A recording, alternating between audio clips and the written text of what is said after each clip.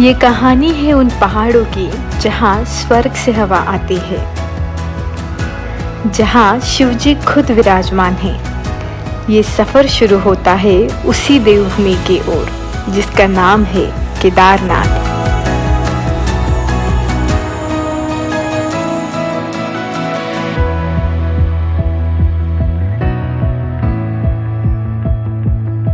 हरिद्वार से शुरू किया गया ये सफ़र बहुत ही खूबसूरत था। यहाँ हमने देवप्रयाग और रुद्रप्रयाग दोनों के ही दर्शन किए।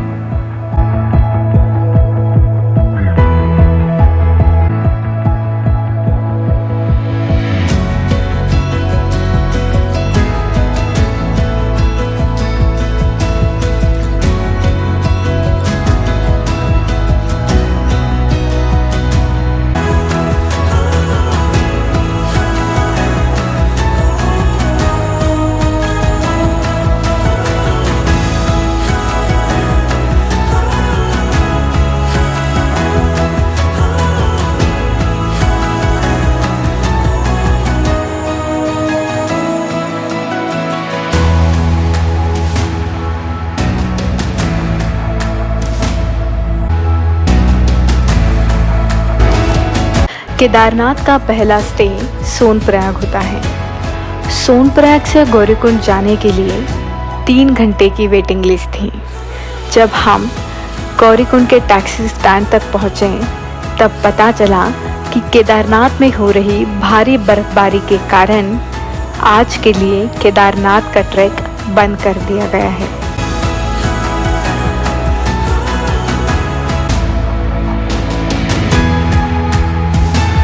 बिना कोई टाइम वेस्ट किए हम त्रियोगीनारायण टेम्पल चले गए, जो सोनप्रयाग से सिर्फ 10 किलोमीटर की दूरी पर था। ये वही टेम्पल है जहाँ माता पार्वती और शिवजी का विवाह हुआ था। इस टेम्पल की वाइब्स इतनी पॉजिटिव थी कि वहाँ जाने के बाद एक अलग ही एनर्जी का एहसास हुआ। मान्यता है कि इस टेम्पल में कई सारे विवाह होते हैं और हमने भी ऐसा ही एक विवाह यहाँ देखा।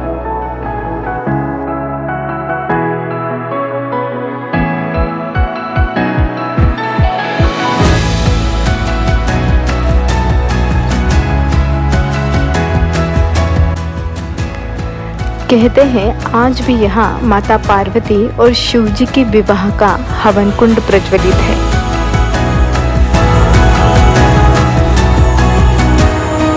उस रात फिर से हमने रात को 11 बजे केदारनाथ की ओर प्रस्थान किया, पर केदारनाथ में हो रही भारी बर्फबारी के कारण गौरीकुंड में हमारा पूरे 4 घंटे का हॉल्ट हुआ।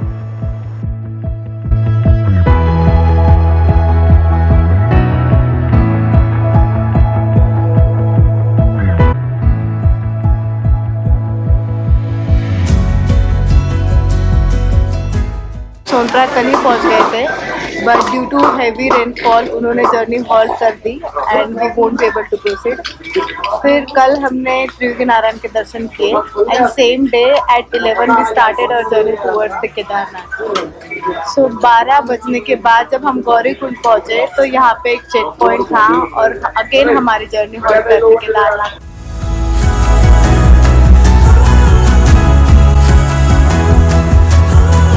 और फिर बहुत सारे रुकावटों के बाद हमारा सफ़र शुरू होता है केदारनाथ की चढ़ाई की ओर।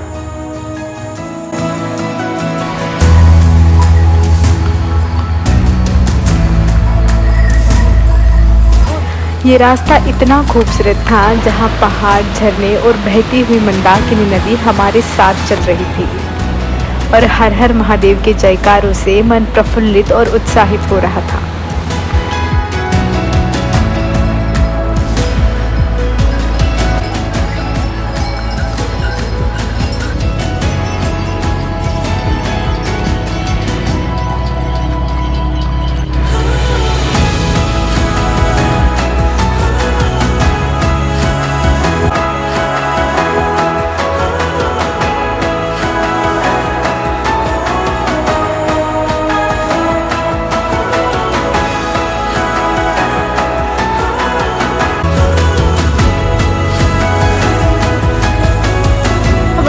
घोड़ा लेना चाहिए नहीं? नहीं, बिल्कुल नहीं।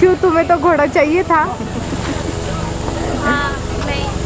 नहीं लेना चाहिए, सच में घोड़ा नहीं लेना चाहिए, क्योंकि अगर आप घोड़े से जाओगे ना तो ये सारे नज़ारे रुक कर देखना मिस कर देते।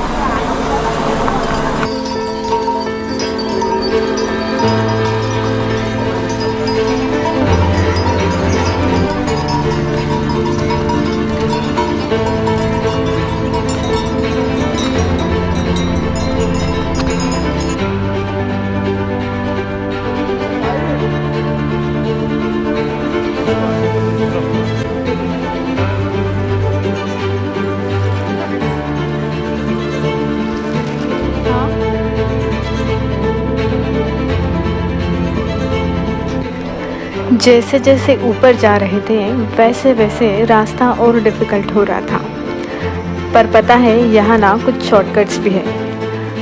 ज़्यादा यूज़ नहीं करने, बट हाँ रास्ता सही हो तो काफ़ी डिस्टेंस कवर हो जाता है।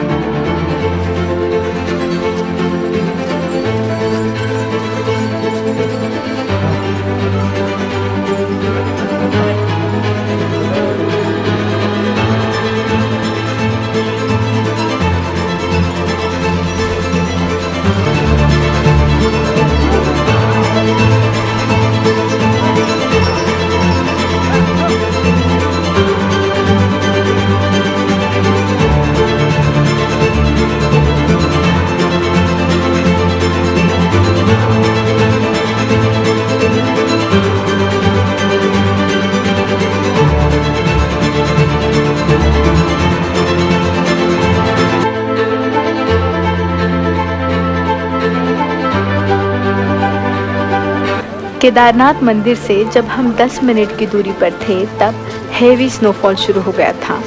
टेम्परेचर माइनस में चला गया था, ऑक्सीजन लेवल ऑलमोस्ट डाउन। हम इतना थक गए थे कि एक कदम बढ़ाना भी मुश्किल हो गया था। पर जब हमने दूर से केदारनाथ मंदिर देखा तब उस एक झलक ने हमारी सारी भूख, प्यास और थकान मिटा दी। ज़ोर ज़ोर से चिल्लाने का मन कर रहा था, हर हर महादेव। आँखों में आंसू थे और जुबान में सिर्फ महादेव का जयकारा था। हम खुश थे क्योंकि हम सच में स्वर्ग में पहुंच गए थे। यहाँ सच में स्वर्ग से हवा आती है, उस चीज़ का एहसास हो रहा था। यह सच में हमारे भोलेनाथ थे। केदारनाथ कोई ट्रैक नहीं था, ये तो एक यात्रा थी अपने सपने की ओर बढ़ने की। ये यात्रा थी हमारे महादेव को और करीब से देखने की। हम सच में बहुत ज़्यादा खुश थे क्योंकि हम अपने महादेव के पास आए थे।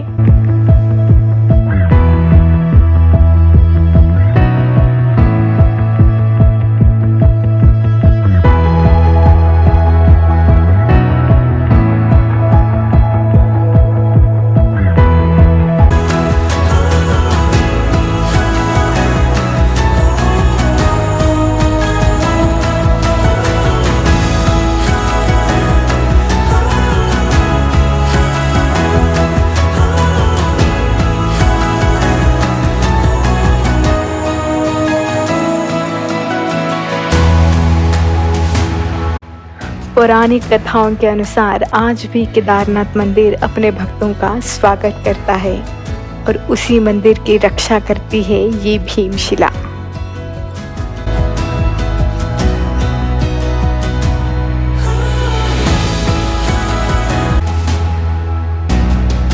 काफ़ी सारी कठिनाइयों के बाद भी ये सफ़र बहुत ही ज़्यादा रोमांचक था।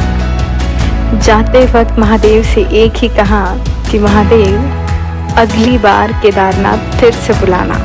हर हर महादेव।